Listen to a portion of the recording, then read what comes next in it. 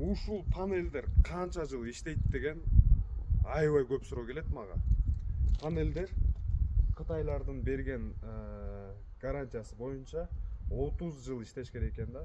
30 жылда орточо эсеп менен пайдалуу аракет коэффициенти, жана коэффициент полезного действия деп орусча КПД деп коебуз го, ошол болгону мисалы ушул лонжи панелдердики 17% эле чөткөн. Мисалы 100% берип жатса 87 83%га чейин түшүп калат экен да 30 жылдан кийин. Билбейм бирок канчалык деңгээлде ошол чын.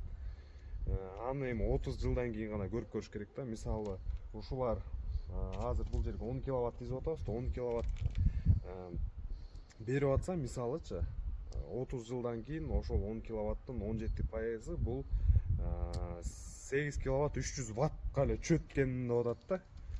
Бирок билбейм канчалык деңгээлде бул туура жана так, аны убакыт гана көрсөтөт да. Биз Ысык көлдөбүз, Комсомол айылы, бул Боз териден кийинки айыл. 10 киловатт станция мына туруп атат ушул жерге. Коста Браво деген пансионаттабыз. Мынакей аккуратно станциябызды тургузуп атабыз. Күнгөй бет, Ысык көл тыптынч, эч ким жок. Сезонду көлгөтчүлүк жана ашсак сезонун эртелеп быйыл ачылат окшойт да.